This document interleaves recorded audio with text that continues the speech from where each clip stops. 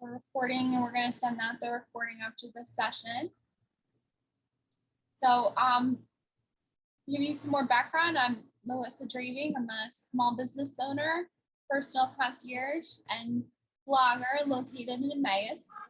I work on things people don't want to do, don't know how to do, don't have time for.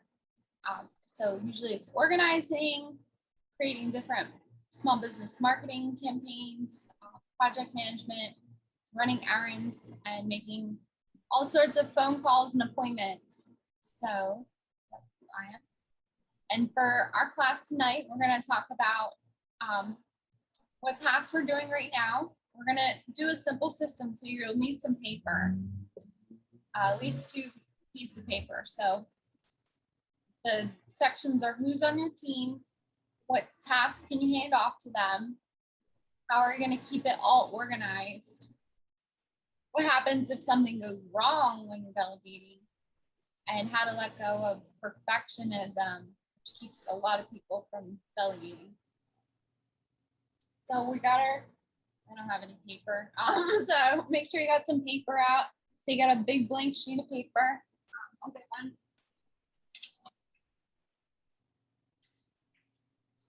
Here we go.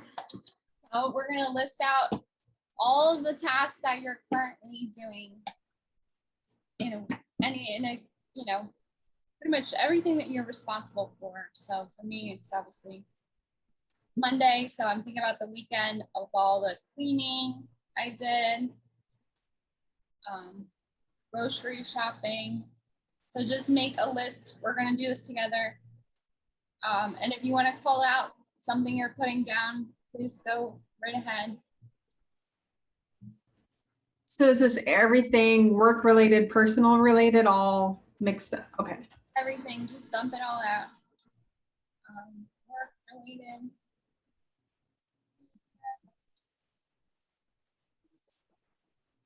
Project management.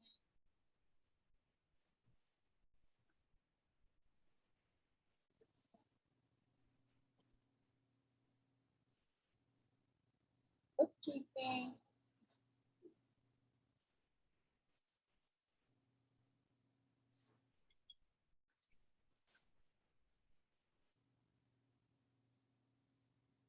Caring for my dogs.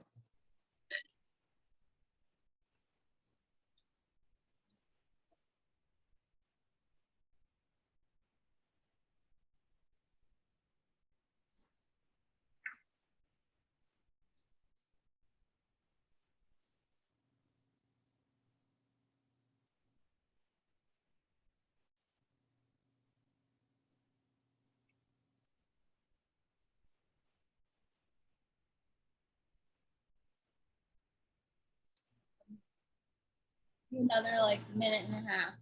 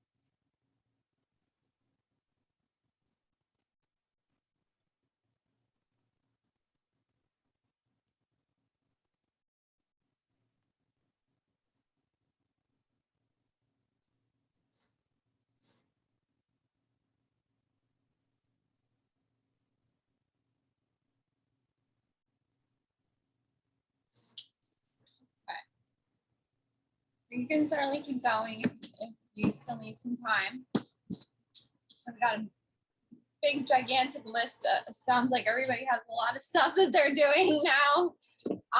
So like I said, I do a lot of stuff. So I put managing emails, blogging, personal stuff like cleaning, grocery shopping, meal planning, social media, bookkeeping. So, Lori, what's one thing that you put down? I have grocery shopping. Okay. Yeah. And what about you, Meredith? I have finances, interviewing, resume updating, applying for jobs, working out, canning, gardening, animal maintenance, cat brushing, dog brushing. Perfect. So now that you have a list of everything you do, work and personal, you can go through and next to so only things that you can do, you're going to put a star. So only I can schedule for clients because I'm usually the only one that knows my schedule.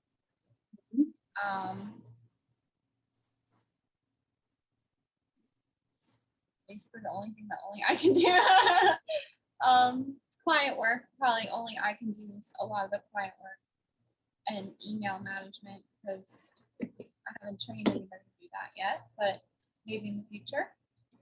And then next to tasks that you like doing, you'll put a heart. So I'm going to put a heart next to grocery shopping and meal planning because I do really like doing that, even though sometimes it's a chore. What else do I like doing?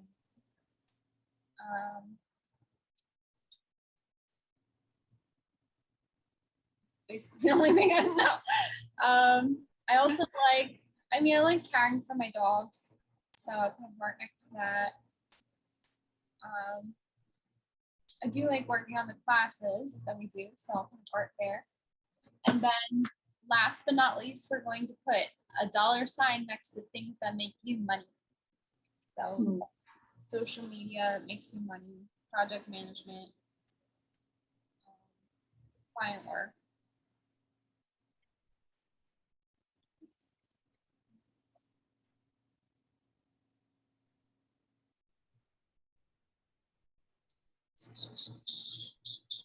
Okay, great. So those are all your tasks. And so what you want to do is think about anything that doesn't have a, star, heart, or a $ is something you may think about delegating in the next step. So now we're going to do a new piece of paper and we're going to talk about our team. So who is on our team? So for me, this is work and personal. We're just throwing it all in there together. So it's obviously me, my husband, my dad, because he actually helps me with a lot of random things around the house. Co-workers or employees. So I'm going to write down my 2 virtual assistants names. I have another person who's a graphic designer. I'll put him down. Who else is on my team? My pet sitter.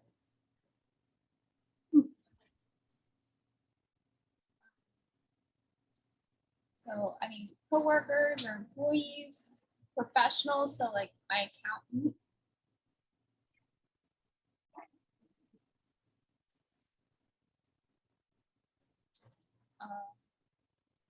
My social media helpers.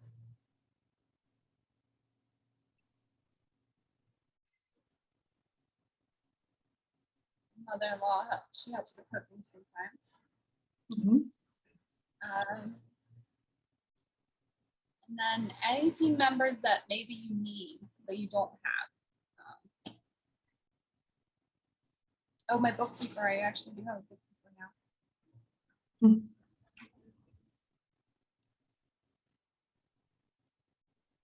Okay.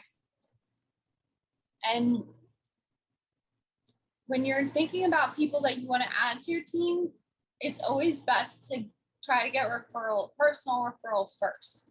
So, instead of just going, a lot of clients, like, they will go onto like a site like Fiverr or like, TaskRabbit and then they'll kind of come back to me and say, like, the person that I found on Fiverr or TaskRabbit wasn't the best, you know.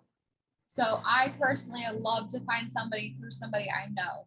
So if we had to look for cleaners for a client who just moved into Bethlehem, and so I did use Facebook recommendations. I went on to the local Facebook site for her area, and I just searched for cleaners and pulled up all the ones that have been recommended by people on Facebook.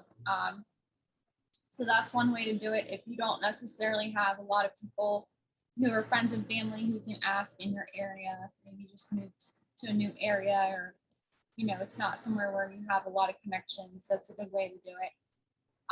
But if you do have know people in the area, it's great to ask them, especially like for cleaners or people to do the yard, like highly localized services. You know, reach out to neighbors, friends, you know, other parents from schools, especially if you're looking for somebody like a babysitter or cleaner, someone's going to work inside your home. And once you find somebody, you have to kind of interview them a little bit, make sure that you have a good match and that you feel comfortable with them being in your home and having a role in your everyday life, because you're going to be spending a lot of time with them. So, or, you know, they're going to be in your house. So you really just have to have a trust, which does come from a personal referral from a friend, but you can also build that trust up by checking references. You know, if it's not somebody that was recommended to you, maybe ask for some references. Just, you know, you have to be careful about hiring somebody off the street to do some tasks. So, you know, a lot of times we rely on reviews or testimonials, or, you know, ask for references just to make sure.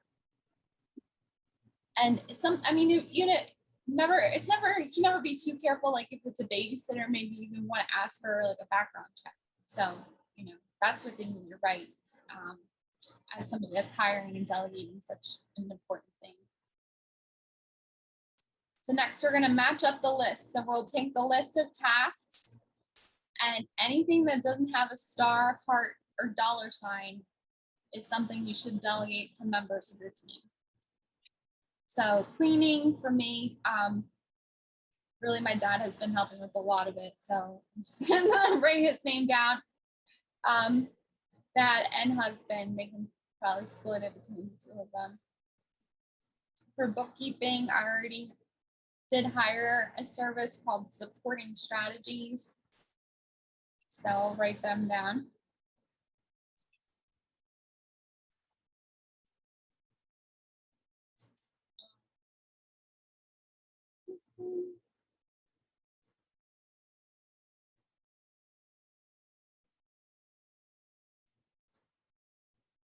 One thing I don't have somebody delegate is yard upkeep, but actually my dad has been doing that a lot.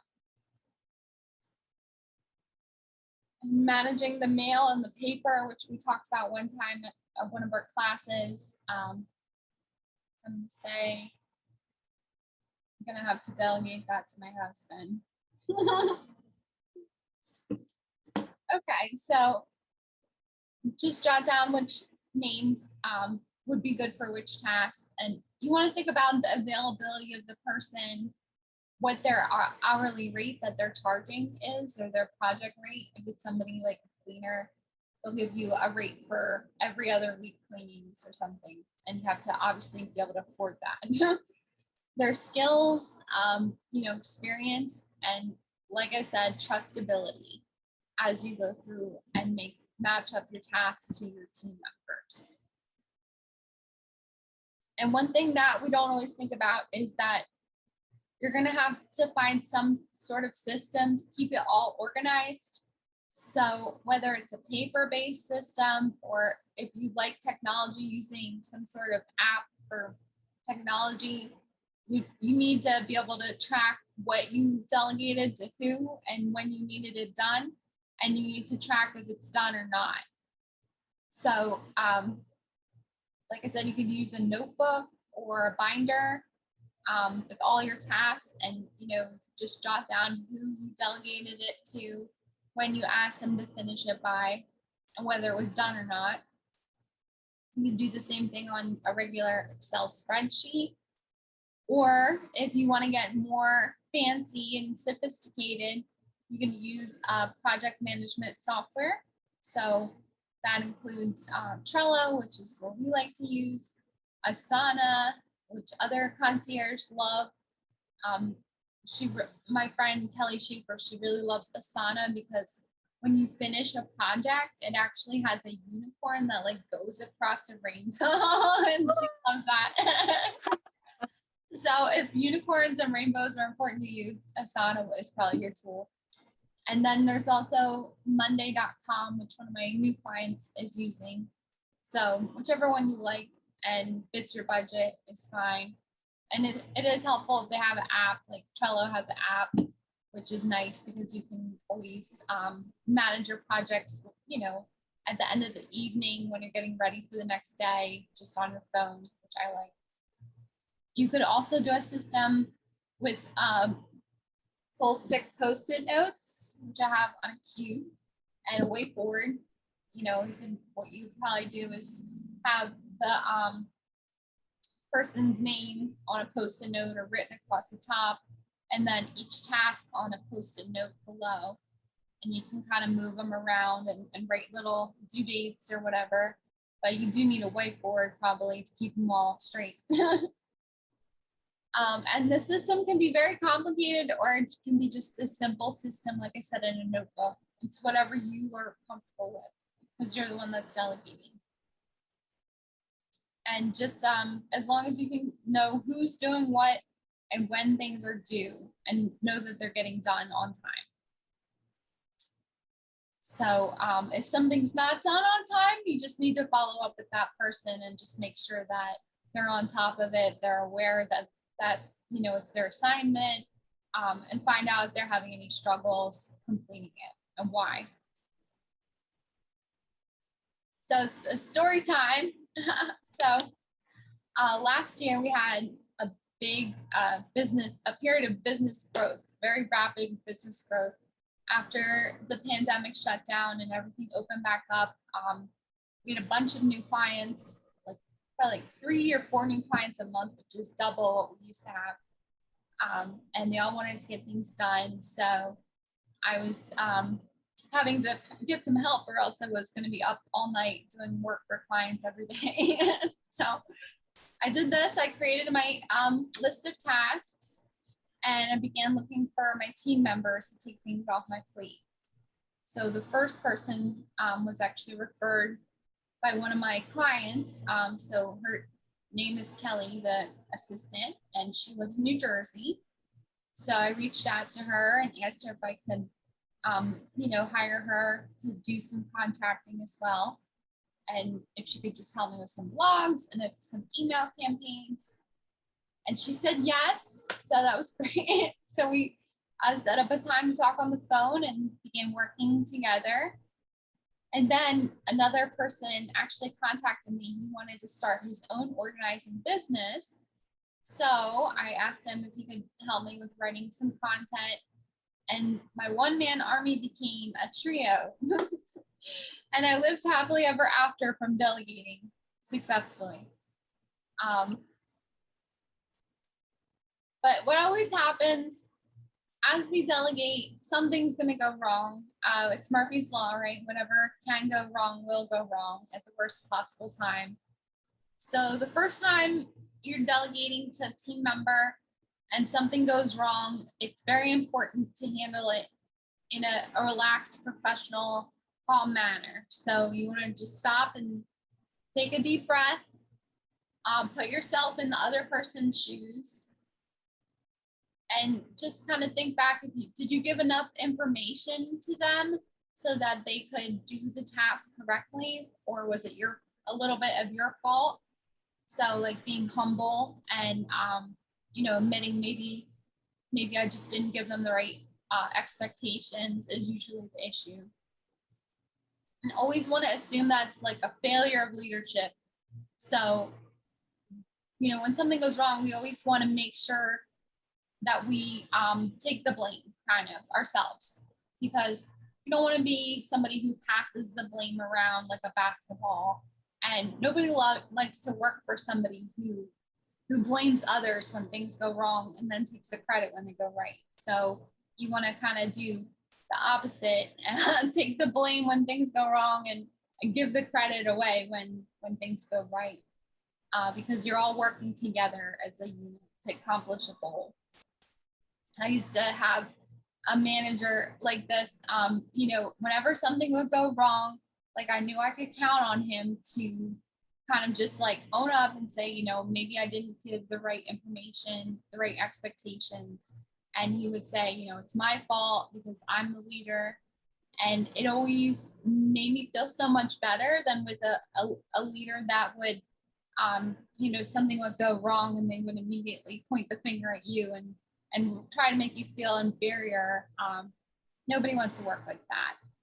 So yeah, you're going to catch a lot more flies with honey than you do with vinegar.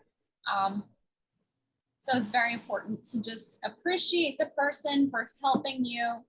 Tell them how to do it right the next time. Give them a little bit of feedback and then just move on. Nobody wants to dwell on something they did wrong, and you're adding insult to injury if you're just going to harp on that person. So this is very important. And this kind of goes hand in hand with letting go of the perfectionism that a lot of people have. So the best way, in my opinion, to let go of all that is just to be humble and remember that none of us is perfect. Think of a time maybe you did something that wasn't perfect in the past. You want to just try to forgive the other person, no matter what it was that happened, just, letting go, forgive them. And also forgive yourself. Especially if it's you that made the mistake, you're being delegated to.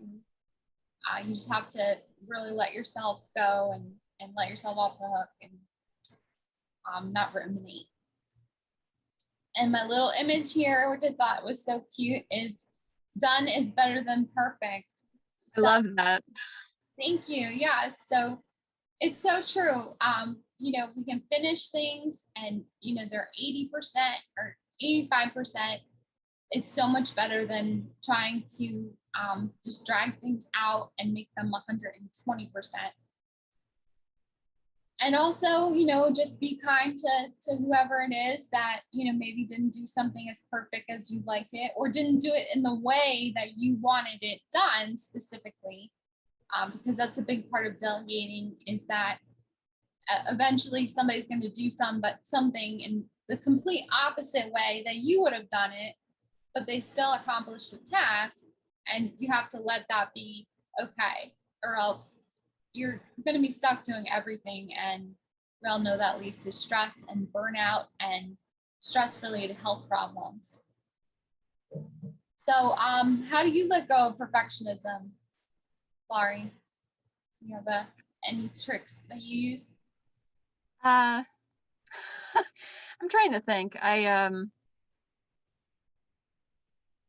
just try and give as much feedback as I can muster, because sometimes I don't think through a task far enough to give complete instructions.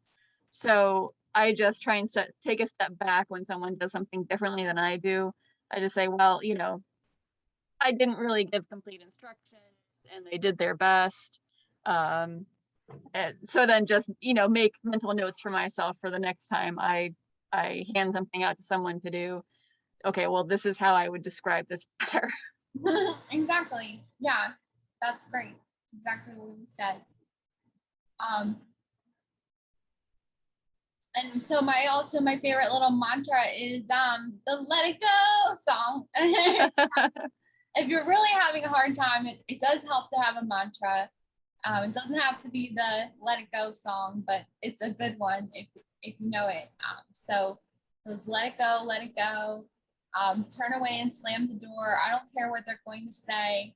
Let the storm rage on. cold never bothered me anyway. So you can kind of sing that song, and you know, after you sing it once, it definitely feels a lot better. So if you're so to do a review, the way to delegate successfully, you're gonna make a list of all the tasks that you're responsible for. Make a list of all the people and companies that you can get some help from, and then match them up so that your you know, tasks that you don't like, or you know, things that you don't like doing that only you can do, and things that make you money. Anything else is going to be delegated, hopefully. So you'll match them all up. Keep things organized by using some sort of system, whether it be paper or digital. It's totally fine.